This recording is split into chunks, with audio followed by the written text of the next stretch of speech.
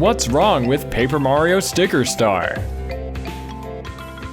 Paper Mario is beloved by many Nintendo fans. It had this iconic look through trying to balance the memory constraints in the N64, and it quickly became the best and practically only RPG on the system. It had the scale and design of an RPG and kept the charm and cartoony nature of the Mario franchise. Of course, it got a sequel, and Paper Mario: The Thousand-Year Door is considered a must-have for the GameCube. With just 2 titles, the franchise had already become a staple RPG for Nintendo fans. But then the series took a turn. Not a bad one, but one that fans just didn't agree with. Super Paper Mario for the Wii was more of a 2D platformer with occasional 3D elements, and then the title of this video, Paper Mario Sticker Star for the 3DS, was not received well at all. Despite returning to the iconic look of the original titles, even Super Paper Mario was rated more favorably. The buzz around the game was ravenous. It looked as though it would return to its roots and give players this exciting new adventure of Mario and his comrades. And well, what fans got was not what they were expecting. It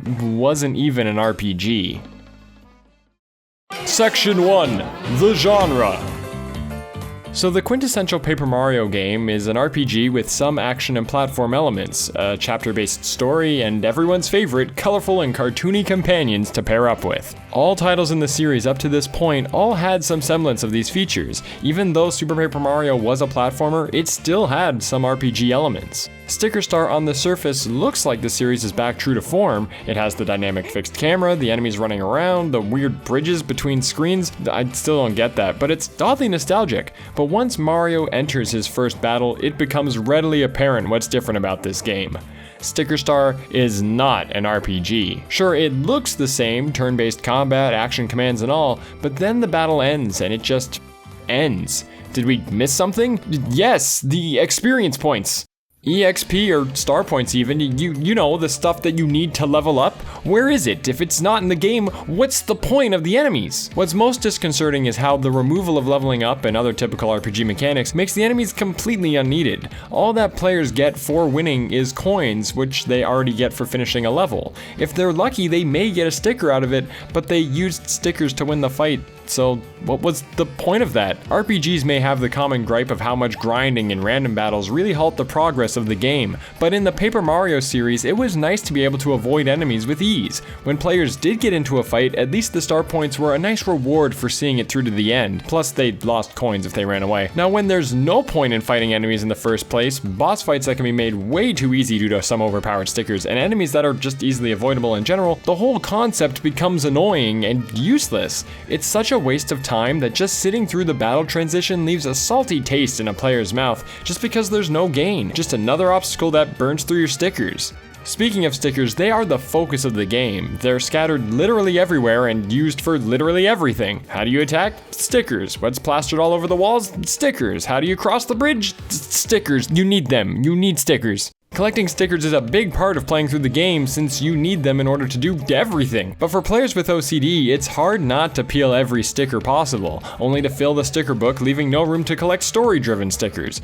Nintendo was probably aiming to make Sticker Star more of an adventure game, because in a game like Zelda, taking out enemies doesn't really have a point either, unless it's otherwise required. But to have the look of an RPG and not have the RPG elements makes it arduous to deal with all these encounters that are easily avoidable already. Even in the case of other adventure games, the combat is fun and feels empowering, but action commands get really boring since it's not as fleshed out as L targeting. If players don't have a sticker that can wipe the field, they are pretty much forced to take a hit, and even with good timing, it won't block all the damage. It's even worse to finish a battle when in reality it just sets players back more and takes up a lot of time. There's an early build screenshot depicting Mario teaming up with a Chain Chomp companion. This alone caused fans to get giddy with excitement just thinking of all the new partners they'll get to see. Apparently Miyamoto saw this build and remarked that it simply looked like the Thousand-Year Door and told the development team to make it different and stand out. Well, Miyamoto-san, you're not wrong. If the game just looks like Thousand-Year Door, maybe you should use the engine for a remake! Paper Mario: The Thousand-Year Door HD! Seriously, you know this would sell, and it hasn't been ported yet anyways, so... Section 2! Progression! Alright, so past the weird hybrid, turn-based adventure, whatever it is, the game itself strays a bit further from how previous titles played out. Firstly, every level is numbered in a classic Super Mario Bros. Fashion, as in players start at 1-1, then go to 1-2, and then 1-3, and once they complete a world, they go to 2-1, and so on. It's definitely new compared to just having worlds based on chapters, and frankly makes the game seem very linear. However, this is still Paper Mario, and they didn't lose its sense of puzzle solving. Every level has a few puzzles to figure out, but eventually players will get stumped. In 1-4, the level practically begins at a dead end. So how does the player progress from here? Well, with what the developers must have loved way too much since it was the climactic end to the demo, players have to backtrack to Decoburg, throw an oddly placed table fan at the wall and turn it into a sticker, take it back to that windmill and use it to open the passageway.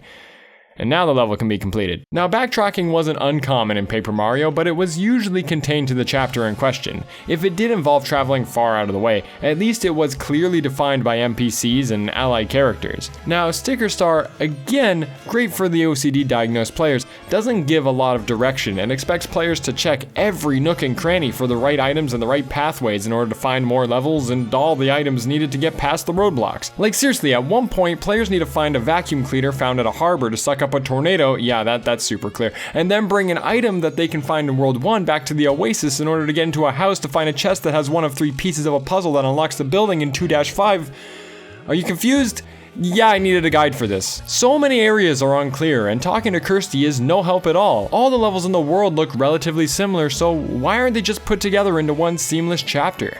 The charm of the original Paper Mario titles was all the events and landmarks of a chapter. Going from a simple pathway to a village to a castle gave each chapter a story of its own and made the experience a real adventure. Super Paper Mario split the chapters into individual levels too, but at least it flowed with the story and gave a lot of variety. It also wasn't full of gratuitous backtracking. The only real positive to Sticker Star is that it gives the opportunity to take things out of order. In fact, outside of maybe needing a certain sticker, there isn't much holding a player back from jumping between worlds to progress different areas at different times. Sure, by the end they'll need all the royal stickers, but at least it gives the players places to go and things to do rather than getting stumped going down one path. Sticker Star may have some really big memorable moments like the Yoshi Sphinx, but the experience as a whole is painstakingly slow moving because of all the running around players have to go through, all while still dealing with enemies! Section 3, Presentation! Okay, breathe, we can do this. The last irksome problem is that the game seems to lack the scale of previous titles. With all these levels, everything seems to come and go very quickly, unless players get stumped in a room, which happens, but it makes them just hate the level anyways. Decoburg is only 4 screens big, and only 2 of those are really useful. Toad Town, Rogueport, and Flipside all have tons of things to do, places to go, people to meet, and so much more. It was a hub which brought players back for a rest in between their adventures. Maybe they take the time to quickly explore old areas now. They are easily accessible from here. Maybe they explore the town itself with all these lovable characters, and even Luigi! Sticker Star is such an empty experience because each level just passes by. Even if they do have set pieces, they're easily forgotten and discarded like the piece of paper that they are. If players have to return in order to find an item, it's not like the levels have anything exciting to do in them besides finding that item. Not even an NPC to talk to for miles. When there are NPCs, they actually have funny dialogue. The one Toad that crashes into Mario and gets a silly looking crease in his head, that's cute. But that's also another problem. I don't know this Toad's name. All the Toads look the same, all the Koopas look the same, all the Goombas look the same. Where's the cheesy hair pieces? Even something as simple as a scarf or a baseball cap turns a Koopa into Kooper or a Goomba into Goombario. It makes these creatures seem like living beings with a culture and a society. They brought the Mushroom Kingdom to life, whereas Sticker Star suddenly says that the kingdom runs on stickers and they have to appease their sticker overlords. At least Rogueport and Flipside were disconnected from the Mushroom Kingdom, giving this opportunity to be a little more lenient with the world around them. Sticker Star is not a bad game. It was actually well received by critics and is only panned by fans. It has this Nintendo seal of quality and has this sense of charm and lots of puzzles to solve if players like that kind of experience. The problem is, this is not Paper Mario. This is some new sticker universe that just doesn't sit right with its partner-loving audience. Sticker Star could have been a whole new franchise that didn't have any of the Paper Mario branding, but then again, sales may not have been as great in that case.